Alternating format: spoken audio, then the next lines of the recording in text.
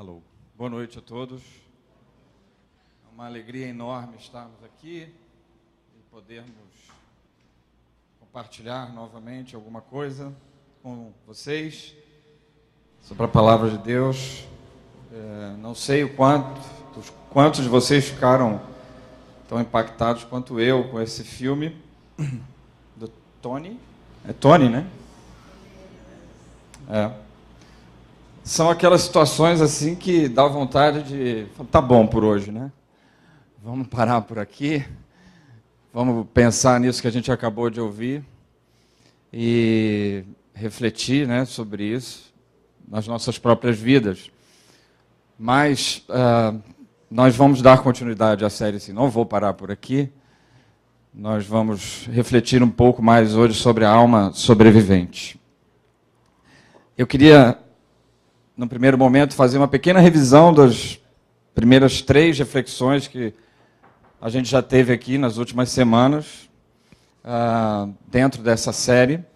A primeira delas foi a abertura, a introdução, o Clinton falou sobre o sofrimento, a introdução de todas as ideias, Salmos 42 e 43, e ele nos levou a refletir sobre a diferença entre murmurarmos ou lamentarmos, né? Então, a murmuração, ele nos disse, nos ensinou aquela noite, é queixar-se de Deus. Já o lamento é queixar-se com Deus. Mais na frente a gente vai repetir aqui a ideia dessa primeira mensagem sobre o sofrimento. A segunda reflexão dessa série foi sobre as preocupações da vida, os desafios que eu e você enfrentamos dia a dia e que nos geram preocupações, geram desgastes e, às vezes, a gente perde uma energia enorme nos pré-ocupando, né? E como a própria palavra diz, a gente está se ocupando antecipadamente. Então, uma reflexão com base no Salmo 37 sobre esse assunto. E nós fomos desafiados a confiar em Deus. E mais do que isso, não apenas confiar, mas mesmo com as preocupações da vida, descansar em Deus. E com essas atitudes, com esse exercício de confiança e de descanso, esses sentimentos vão tomando lugar das preocupações, e as preocupações vão tomando seu devido lugar, diminuindo, né? E na semana passada, o Benjamin refletiu conosco sobre a injustiça, né? Não apenas as injustiças eventuais, mas a vida, eventualmente, como uma grande injustiça. E ele nos levou, nos afirmou, nos levou a refletir sobre a possibilidade, sobre o fato de que nós somos tantas vezes injustiçados, nós podemos sofrer injustiças, mas também nos levou ao desafio, da mesma forma, de confiarmos em Deus, como a Juliana já citou aqui, né, de descansarmos nele, e de que Jesus fez justiça no nosso lugar. E por causa dessa justiça que ele fez, nós somos considerados justos e podemos ter uma vida também mais justa. Nós vamos, então, hoje dar continuidade a essa série, Alma Sobrevivente, com base nos Salmos. E nosso texto de hoje é o Salmo 123, que eu queria pedir para que você acompanhasse a leitura. Nós trouxemos o texto. O tema dessa noite é sobrevivendo ao desprezo. Quantas nos são as situações que nos acometem onde somos desprezados, humilhados? E o Salmo 123 e outros salmos também falam sobre isso. Enfim, queridos, nós estamos diante de temas, de assuntos hoje, estaremos hoje e ainda estaremos por mais alguns domingos. Assuntos que são próximos ao nosso dia a dia, né? Todos nós, em alguma medida, em algum momento sofremos injustiças, somos desprezados, sofremos assim com o desprezo das pessoas, o desdém, né? Uma outra forma da gente pensar nisso. E o Salmo 123 fala sobre isso. Vamos ler o texto, está exposto aqui. Se você também tiver uma Bíblia, ou se você desejar uma Bíblia, você pode levantar uma das suas mãos e um dos irmãos. Alguém, por favor, Marquinho, ajuda a gente aqui. Se você desejar uma Bíblia, por favor, levante uma das suas mãos e eles podem... Ô Fabrício, pensei que você ia ajudar a gente aqui, Fabrício. Fabrício esteve lá no futebol com a gente, uns 2 sábados atrás, Deus fez um golaço. Foi o gol mais bonito da partida. Salmo 123 diz assim: Para ti levanto os meus olhos, a ti que ocupas o teu trono nos céus.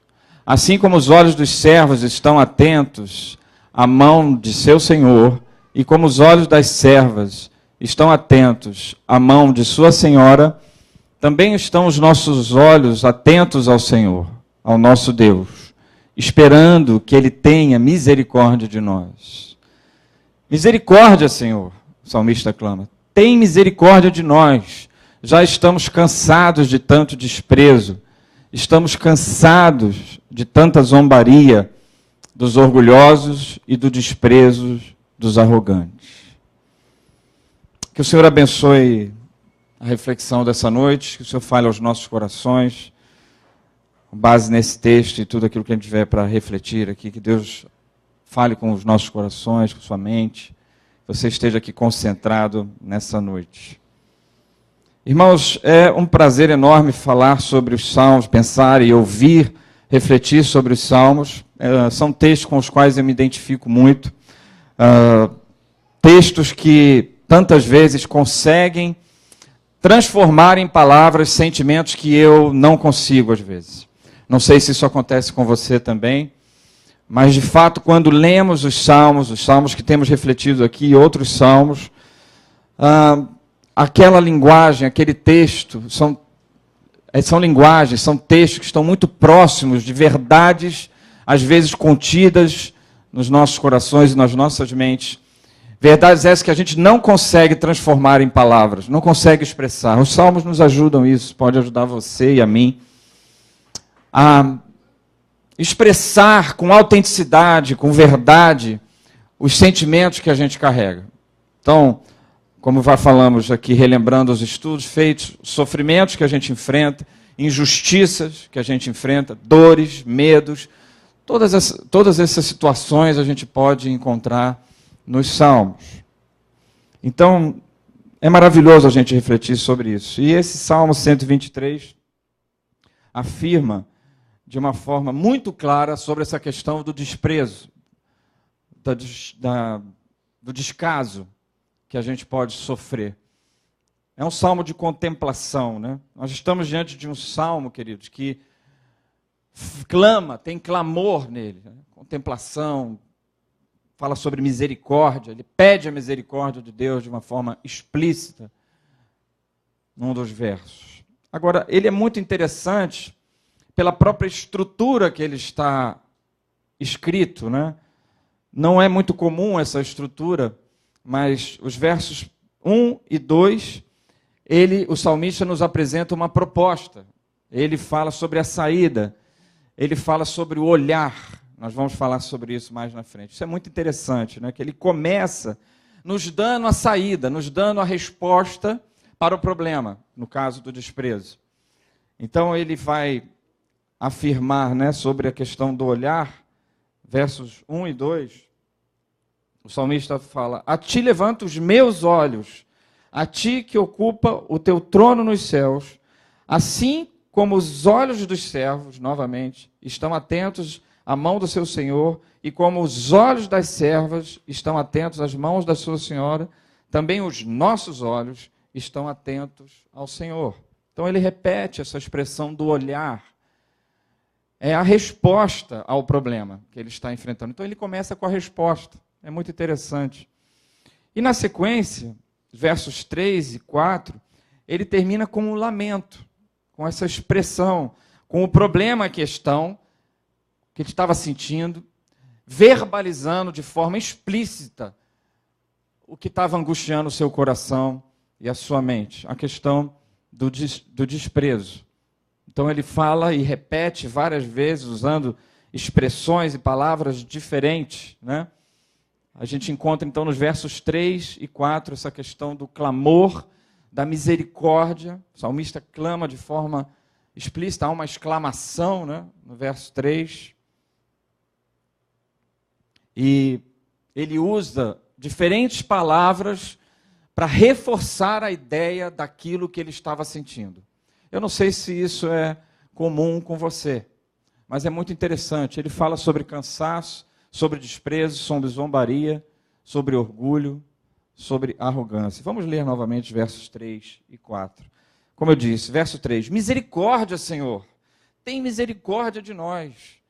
Já estamos cansados, primeira palavra, de tanto desprezo.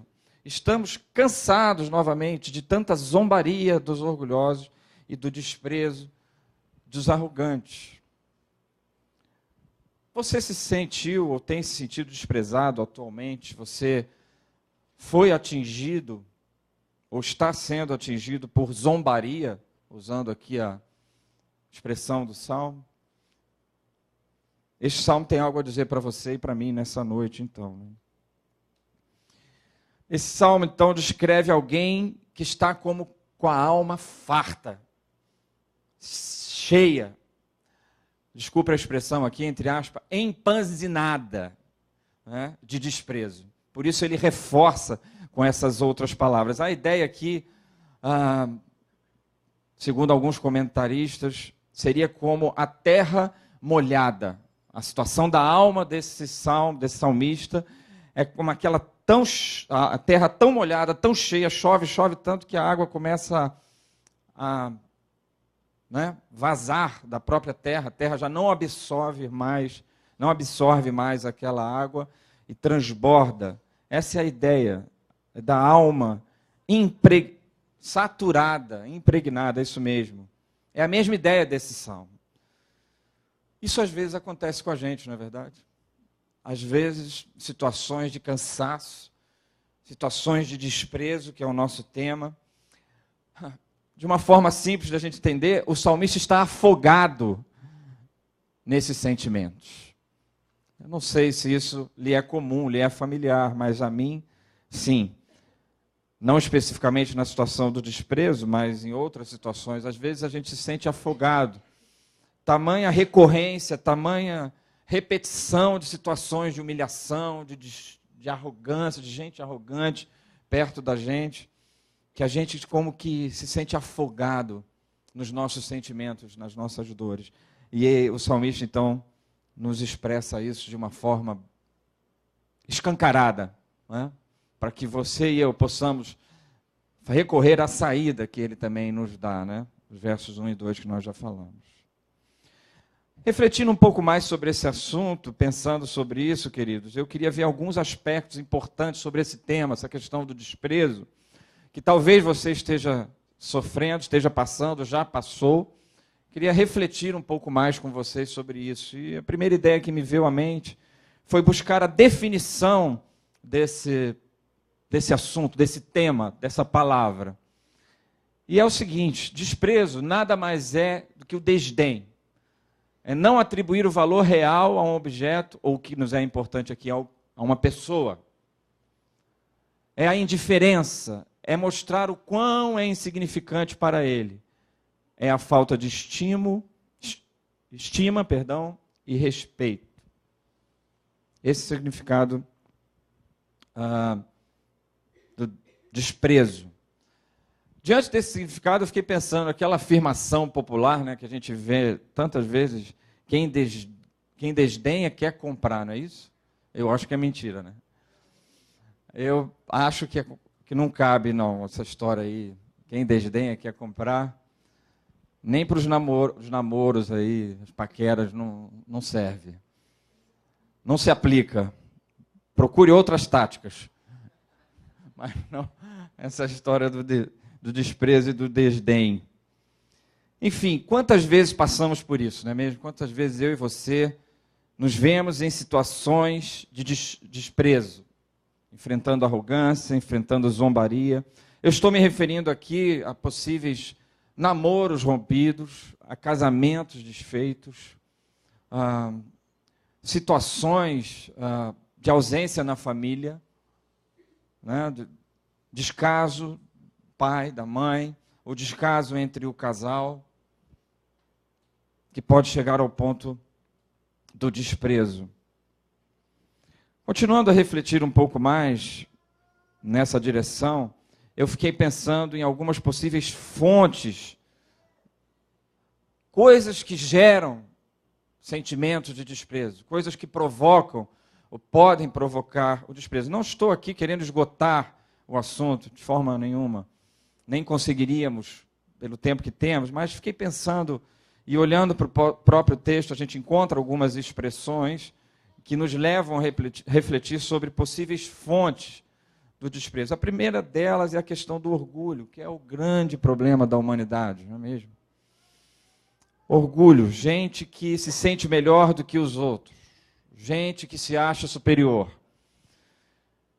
gente que acha que tem sempre razão e por isso deprecia os outros. E no verso 4 ele cita isso, né? Ele fala desse cansaço, a zombaria dos orgulhosos. Gente que não ouve, orgulhoso é aquele que não ouve a opinião do outro, né? E essas coisas vão crescendo, essa postura de algumas pessoas, às vezes, que tem essa característica do orgulho, esse pecado do orgulho entranhado em si. Esse troço vai crescendo e pode gerar diversas vezes situações de desprezo. E às vezes a gente nem é tão orgulhoso, mas a gente é tomado por orgulho. Nas nossas relações conjugais, por exemplo, no nosso casamento, e num rompante, às vezes, momentâneo, desprezamos. O orgulho pode ser uma das motivações. Eu estou falando essas coisas aqui, queridos, para a gente ir se avaliando, se autoavaliando, se analisando se eventualmente, em dados momentos, não temos tido atitudes de desprezo para com as pessoas, principalmente aquelas que nos são próximas. O orgulho pode ser uma fonte. Uma outra fonte possível de desprezo tem a ver com as questões relacionadas à estima. Uma autoestima baixa pode gerar desprezo. Isso é fruto da autorrejeição. O que eu estou querendo dizer com isso aqui, irmãos? É um pouco difícil. Eu fiquei pensando nisso durante vários momentos e tempos para refletir com vocês. Mas numa certa medida, num certo momento, em algumas situações, quem despreza se autorrejeita. Estou falando aqui de uma possível fonte, mais uma possível fonte do desprezo. Então, nesse momento, nessa situação, como possível fonte do desprezo, quem despreza se autorrejeita. Por quê? Quem despreza, por vezes, tem problemas relacionados à sua própria estima. É como uma defesa. E porque tem problemas pessoais mal resolvidos, questões mal resolvidas, internas, vai desprezar os outros. Ou tende a desprezar os outros. Falta aceitação, autoaceitação. E porque falta a autoaceitação, rejeita. O que eu estou querendo dizer aqui, queridos, acontece quando a pessoa se sentiu extremamente desprezada, por exemplo, e não conviveu bem com essa situação, não conseguiu lidar, não conseguiu virar a página, não conseguiu tratar, e aí ela vai adotar esse comportamento do desprezo, como uma defesa, a fim de minimizar a dor que ela sentiu por ter sido desprezada. Novamente, para eu e você nos avaliarmos aqui. Então, é aquela atitude, eu te desprezo antes que você me despreze. É como se ela precisasse sentir algum domínio, controle dessa situação que ficou mal resolvida, que ela não quer que se repita, então ela tem atitudes de desprezo. Então, a segunda possível fonte do desprezo é a autorrejeição, questão envolvendo aí problemas de estima. Terceiro lugar, uma possível outra fonte do desprezo para a sua avaliação, para a minha também avaliação, possível desejo de vingança. Estamos entrando aqui num terreno difícil, né? não é difícil de imaginar que você possa pensar isso. Poxa, mas é verdade. Tem um pensador, filósofo e teólogo, Baltasar Morales. Ele foi um grande influenciador de Nietzsche, de Lacan, e ele afirmava o seguinte: o desprezo é a forma mais sutil de vingança. Novamente, para eu e você irmos nos avaliando. Às vezes, quando você está desprezando alguém, quando eu, a motivação pode ser vingança. De fato, queridos, essas afirmações que eu estou fazendo podem estar surpreendendo a você. Mas esse é o desejo meu. O meu desejo é esse mesmo, que você se surpreenda, que você se sinta desconfortável na sua cadeira, um pouco pelo menos, para a sua avaliação, para a sua autoavaliação e para a avaliação de possíveis circunstâncias como essa do desprezo que possam voltar a acontecer ou que possam estar acontecendo na sua vida. De fato, às vezes a gente se surpreende com as nossas atitudes, com a atitude das pessoas, né? Principalmente com as nossas. E era isso, esse é o meu objetivo, que você avalie as suas próprias atitudes. E o desprezo faz parte dessas atitudes, considerando que as coisas estão dentro de uma normalidade, né? Temperatura de pressão e calor, não é isso? É assim que a gente fala? O desprezo pode ser uma dessas atitudes que nos surpreende. A nós mesmos, né? Pode chegar ao limite da vingança. E aí eu fui refletindo, continuei refletindo sobre esse assunto e lendo algumas coisas. Fiquei pensando nas consequências do desprezo, e eu queria refletir um pouquinho com vocês também sobre isso, tentando ser prático. Primeira possível consequência do desprezo é o que alguns chamam de uma descompensação. É a pessoa que ficou meio descompensada. Sofreu tanto desprezo, tanta zombaria, tanta humilhação, que dá uma descompensada. As coisas ficam... eu gosto muito de ver o MMA. Né? Não sei se vocês gostam, mas gosto. E é o soco, né? O clinch aqui no queixo, o cara cai... Ontem à noite estava passando os 30 maiores nocautes dos brasileiros no UFC. Tem gente que não gostou. E aí o cara levou um soco, assim, caiu todo torto. É completamente descompensado. O desprezo pode gerar algo parecido com isso aí, para certas pessoas. Né? Um outro comentário de Thomas Fuller. Muitos conseguem suportar adversidades, problemas, doenças, mas muitos têm muita dificuldade em tolerar o desprezo. Sabe por quê que a gente tem dificuldade em tolerar o desprezo, queridos? Eu penso que, ao sermos desprezados, nós tentamos encontrar as justificativas. Tem que ter uma explicação. E é exatamente a falta dessa resposta que dá uma descompensada na gente. A pessoa fica como que desnorteada, levou um soco no queixo e o cérebro se desloca. É isso que acontece com os lutadores, viu? Não sei se você sabe, mas é isso que acontece. O soco às vezes é tão forte. Chegou o especialista no assunto aqui, Van Damme. Perdão. Dá no mesmo. Hã? É Vin Diesel, segundo o Clinton. Fala, Marcelão. Mas não é isso, Marcelão. Soco muito forte, o cérebro se movimenta, né? E a pessoa... É isso aí. Descompensa. Por que fica descompensada?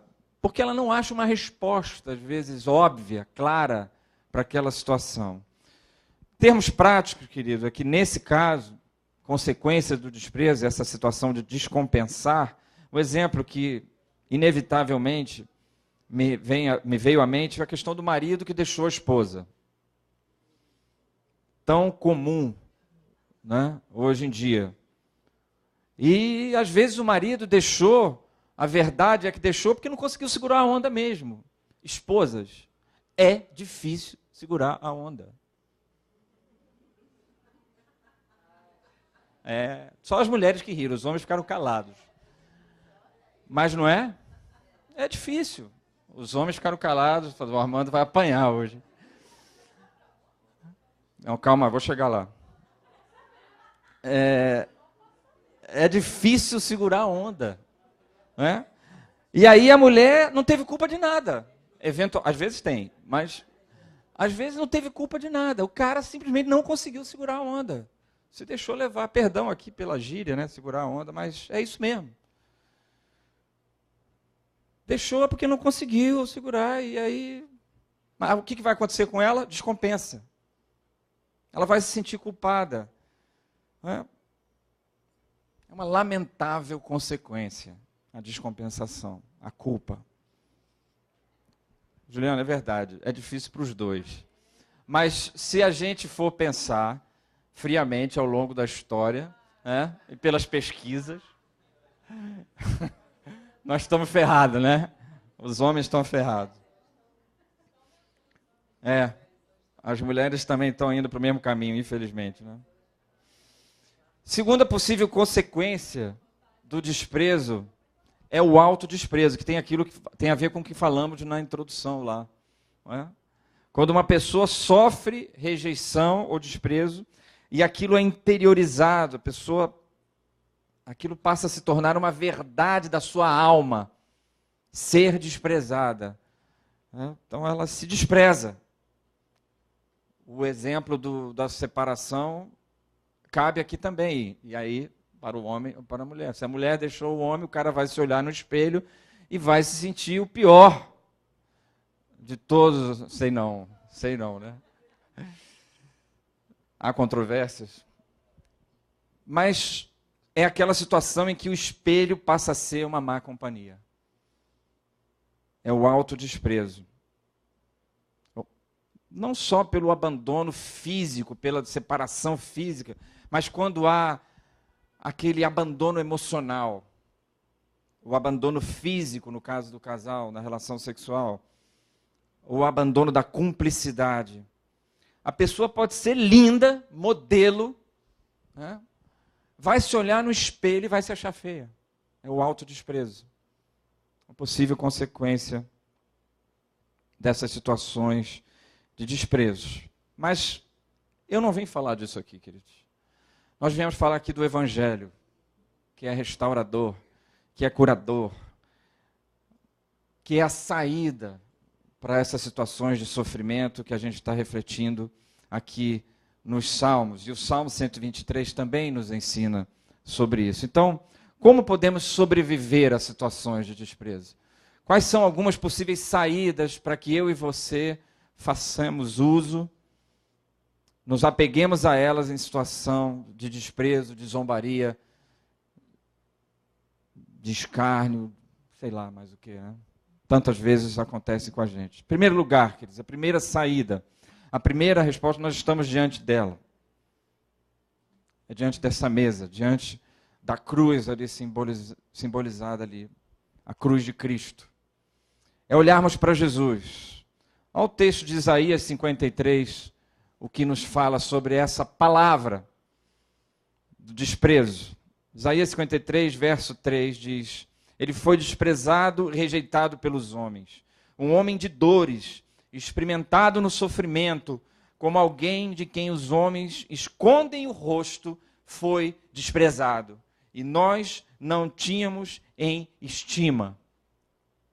É impressionante como esse texto de Isaías tem tudo a ver com o Salmo 123 que a gente acabou de ler. Cristo levou sobre si o seu desprezo, o meu desprezo. O desprezo que nos atinge tantas vezes, irmãos.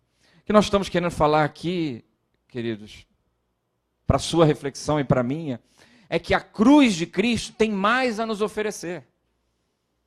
A proposta do Evangelho é extraordinária por causa disso.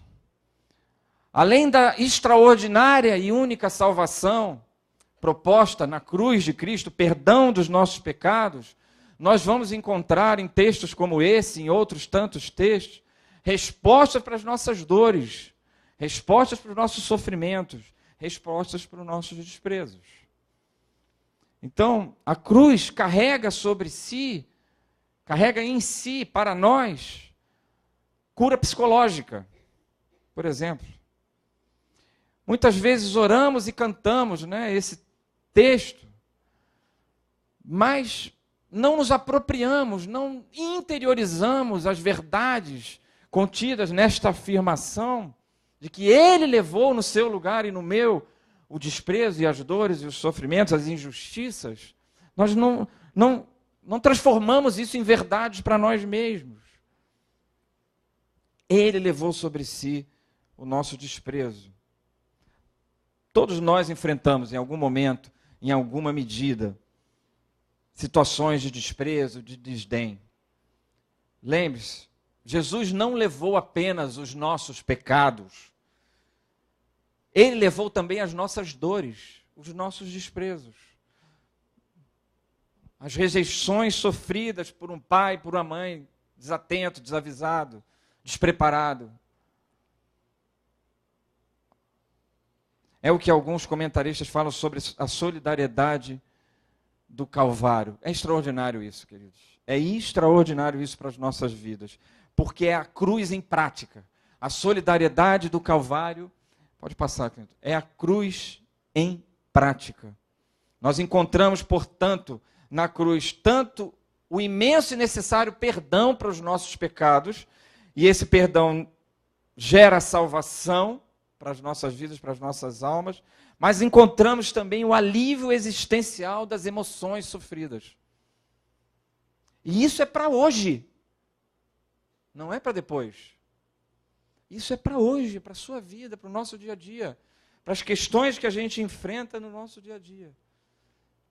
É a solidariedade do Calvário que a gente encontra no sacrifício de Cristo pela sua vida e pela minha vida. Irmãos, nós poderíamos ficar falando horas aqui sobre aquilo que falei no início. Poderíamos citar diversos pensamentos sobre essa questão do desprezo. Poderíamos entrar no ramo da psicanálise, que lia alguma coisa, que acha interessantíssimo. Sou apaixonado por esse assunto. Poderíamos citar, então, o Freud, dar exemplo. Isso tem a sua importância e tem o seu lugar. Mas a centralidade da nossa mensagem, domingo após domingo aqui, é essa mesa, é essa cruz, é o sacrifício de Cristo pela sua vida e pela minha vida. E esse sacrifício pode nos libertar também dessas questões emocionais que tantas vezes nos abatem, desses desprezos que nos descompensam, né? Das injustiças que nos descompensam, do sofrimento que tantas vezes nos descompensam. Encontramos solidariedade humana na cruz de Cristo, para a sua vida e para a minha vida. Então, se você foi desprezado, rejeitado, ou se você está sofrendo algum tipo de abandono, de descaso, na cruz há consolo para a sua vida.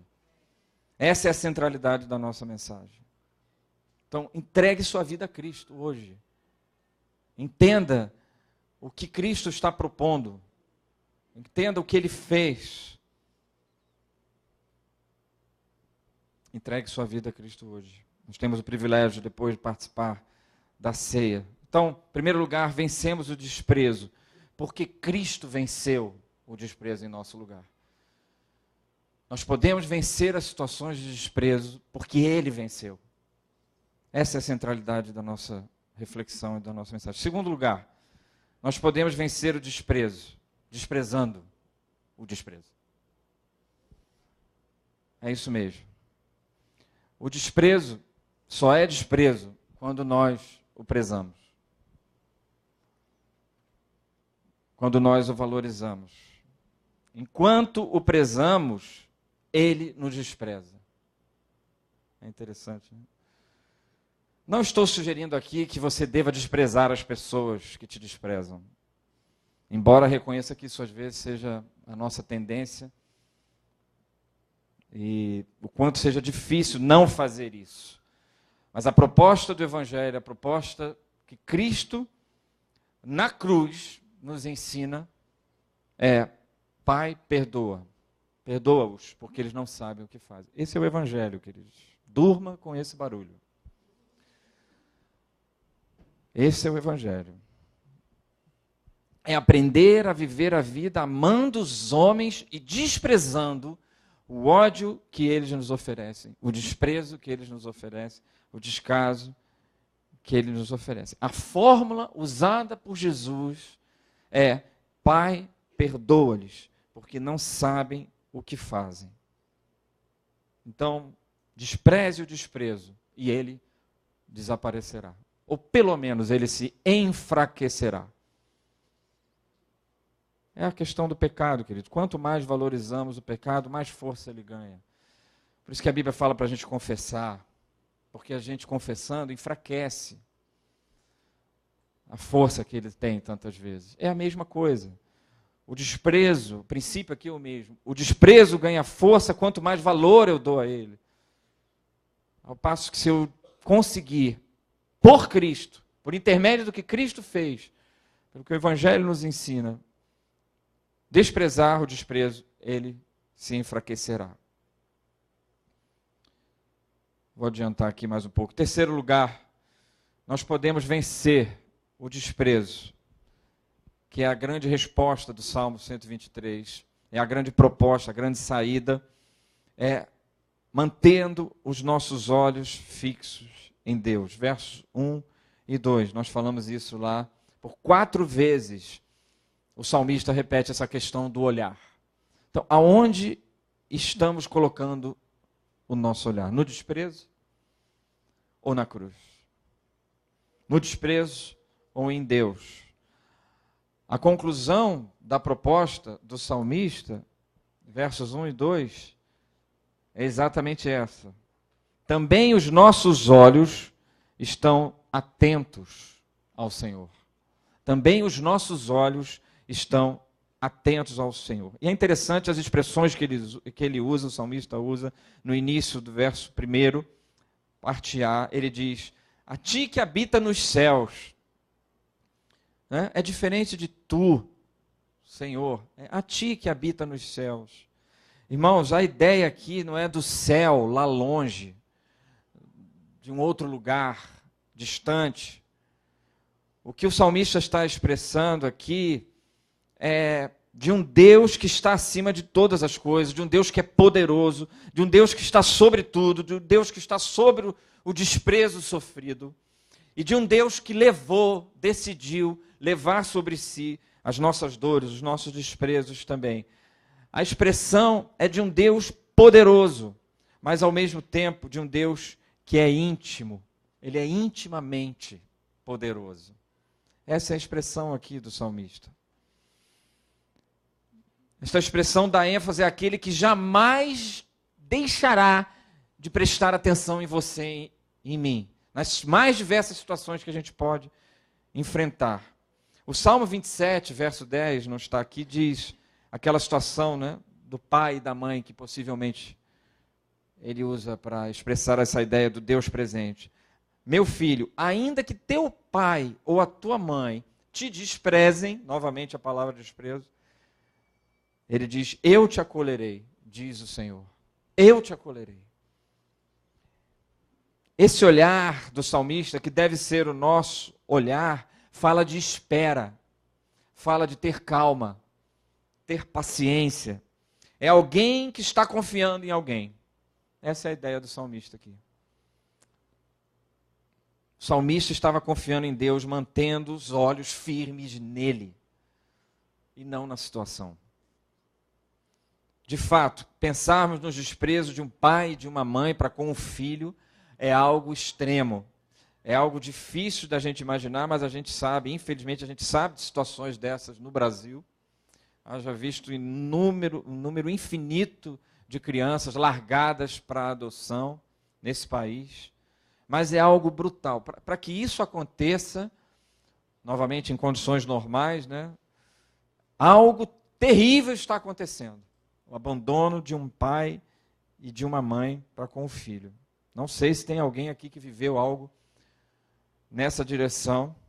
De fato, é mais, aspas, fácil de aceitarmos, não que esteja certo, outros tipos de abandono, situações como falamos aqui do casamento, não que esteja certo, repito, a situação de um parente, de um amigo, enfim. O que nos importa é que nós estamos diante de um salmo que nos fala para mantermos os olhos fixos e perseverarmos e aguardarmos em Deus, que há de ser socorro para as situações de desprezo e as situações de sofrimento. Essa é a ideia aqui. E a Bíblia fala que Deus é essa mãe, Deus é esse pai, né? A Bíblia fala que Deus pariu a Israel. É a figura de uma mãe. Fala da galinha que abraça os seus pintos, seus filhotinhos debaixo das suas asas. Essa figura que a Bíblia nos usa, nos mostra, para nos ensinar quem é Deus, né? É nos chamando a atenção para esse imenso amor de Deus, que é pai e que é mãe também. Então, eu queria reforçar aqui diante disso a ideia que nós vimos na primeira mensagem, a questão do lamento, porque o salmista também está novamente lamentando aqui, né? Se eu pudesse resumir toda a ideia que o Clinton nos passou naquela primeira mensagem sobre as questões do sofrimento e essa postura apropriada do lamento, o Clinton nos alertou, né, como uma atitude devocional do povo judeu. O lamento seria isso: quando sofremos, quando sabemos que Deus é bom, não esperamos dele outra coisa, senão o bem. E quando algo de mal nos acontece, lamentamos, porque nós não conseguimos entender. Então, esse é o lamento. Essa é a verdade do lamento. O lamento é apropriado quando é motivado por isso. E conhecemos um Deus que é bom, e só podemos imaginar que dele só vem o bem. Só vem coisas boas. E quando algo de mal nos sobrevém, lamentamos, porque não entendemos. Caminhando para o final aqui, queridos, para a gente participar novamente da mesa, eu queria recapitular com vocês apenas as ideias e concluir. Em primeiro lugar, para nós vencermos o desprezo, situações de abandono, situações, pessoas arrogantes perto de nós precisamos entregar nossa vida a Cristo. Nós precisamos nos apropriar daquilo que a cruz nos oferece, que está para além da salvação, que é extraordinária, sem dúvida alguma. Mas a cruz nos oferece mais, possibilidade de alívio, possibilidade de cura, pois ele levou sobre si os nossos desprezos, as nossas dores.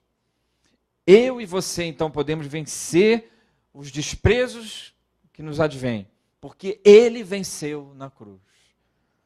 Segundo lugar, nós podemos vencer as situações de desprezo, desprezando o desprezo. Quanto mais, a ideia aqui é quanto mais valorizarmos o desprezo, mais força ele ganha. O cuidado que nós precisamos ter aqui, segundo a proposta da cruz, é para não desprezarmos as pessoas. Porque o desprezo pode se tornar tão grande e pode se projetar na pessoa. Invariavelmente isso pode acontecer. E cabe aqui a nossa atenção, porque não foi esse o caminho proposto pelo Cristo na cruz. Não deve ser o nosso também. Terceiro e último lugar, venceremos os desprezos. Aquilo que a gente aprende nesse Salmo 123, de forma tão especial e clara. Mantendo os olhos fixos naquele que nos ama de forma incondicional. De fato, para que a gente possa praticar isso, a gente precisa praticar essa questão do desprezo, de vencer o desprezo, a gente precisa manter os olhos em Deus. Não temos condições em nós mesmos. Não sei vocês, mas eu não tenho.